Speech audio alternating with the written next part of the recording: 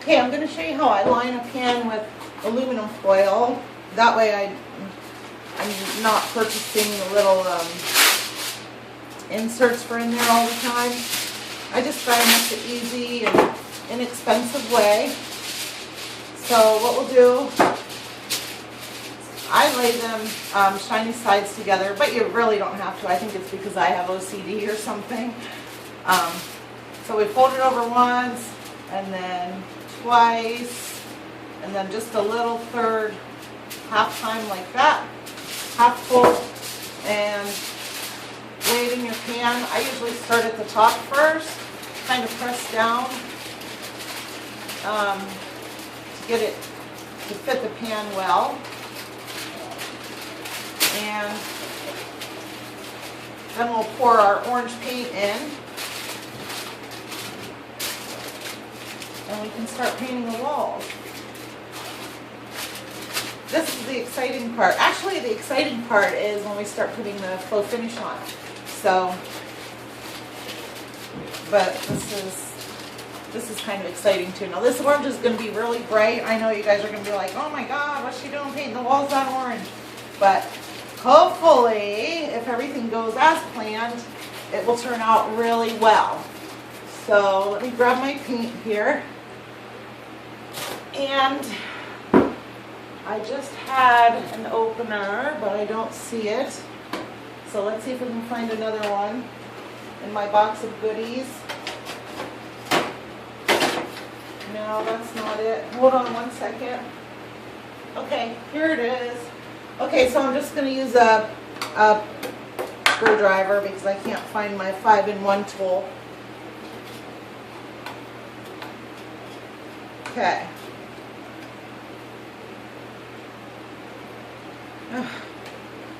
Of course, when you're making video, nothing really goes quite right. But anyway, here's the color it's going to be. I know it's kind of pumpkin-y, but when we put all those other colors on that I showed you, it'll look really, really beautiful with like a Tuscany finish. And I already shook this up, and I just got it yesterday, so this is just fine.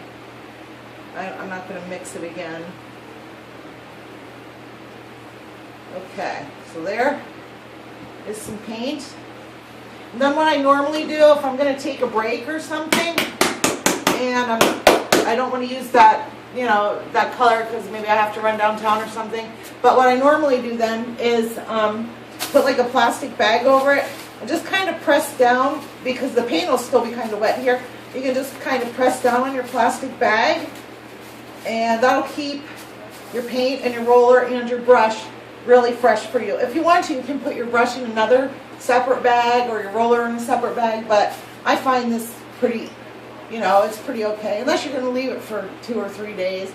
But you can do it like that. So I have another roller that I've used on some other jobs, but I rinsed it out and just put that on the little handle and get started. Okay.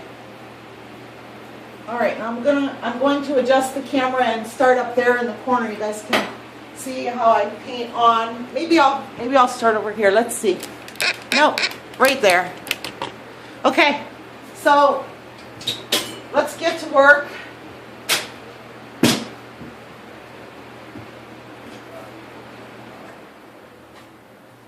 We'll get this all cut in and rolled on. I usually, hold on a second, because this is going to be a lot easier. I usually use a peanut butter jar, all cleaned out and rinsed, and I put paint in there to do my cutting in, so I don't have to carry this big can with me or try to carry that pan around. So I moved my camera, so I wasn't sure if you guys could see this. I just put the paint in a peanut butter jar and use that for cutting in. So let's do that right now. This paint's really thin, but Okay, and we're probably going to need a couple coats to get a true color because orange and red and colors like that are really tough to get a true color with unless you put a couple coats on. So close this can back up. Now we'll get to painting. So here we are. Just going to cut this top part in. I hope you guys can see this. I might be in the way of the camera. I don't know. And I'm sure you all know how to paint, so this isn't any big deal. You probably don't even need to see me doing this. And we're going to paint over the stencils, over everything. A couple coats. So it's looking pretty good. And I usually buy their Project Select, and the brush number is 2140. I really like using these. They're stiff, but they have a little bit of give to them too, and they cut in really wonderfully. Look how easy that is.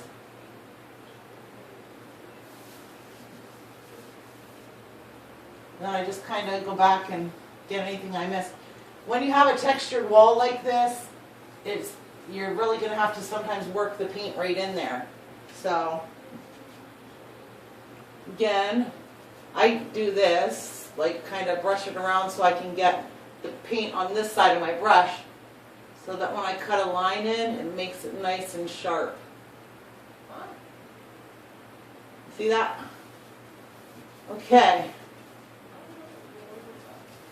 Okay, so we'll cut the corners and the bottom, and then we'll roll a little bit on here.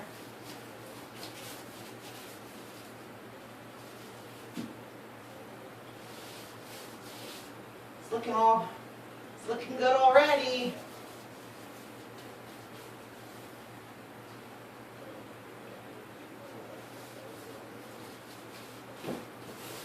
Okay. Move the ladder out of the way. And I'm going to leave the wainscoting the same color that it is. I think it's going to go really nice with this burnt orange color. If I decide I don't like it, I can always change it, but I really do think it's going to be okay.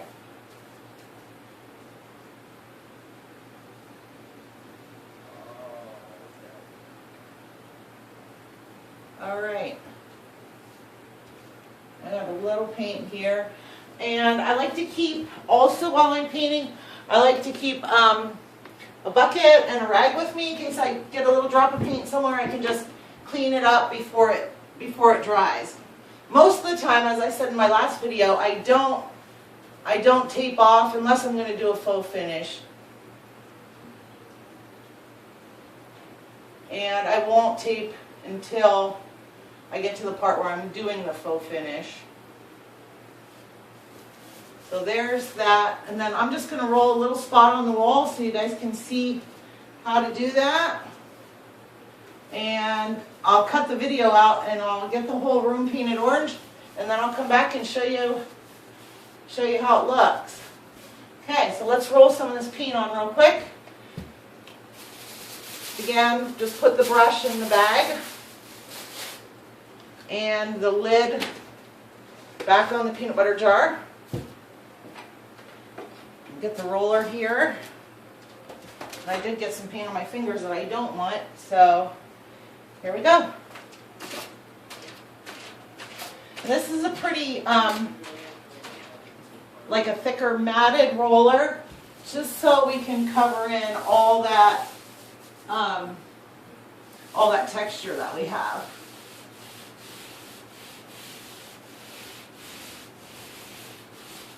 And if you see any of this stuff, just wipe it off. It's like little lumps of paint that we don't really want on the wall. Okay. And I think it's actually fuzz from my roller, from reusing this. But I'm trying to show you how to do this on a budget without buying a lot of things. If you have rollers and brushes and some extra paints, everything that I bought to do this job cost me less than $100. So We're gonna have a really nice looking wall. It's the dining room, kitchen, and hallway. I'm painting for less than $100 because I had so many supplies. I don't know if you guys can see the stencil there now that it's painted orange, or if it's still kind of blending in with the wall. But, so that's all there is to it. And as I said, you can see that it's going to need a couple coats. You can see it's kind of looking yellowish underneath. But that's all going to be covered up by more coats of paint. Thanks for watching.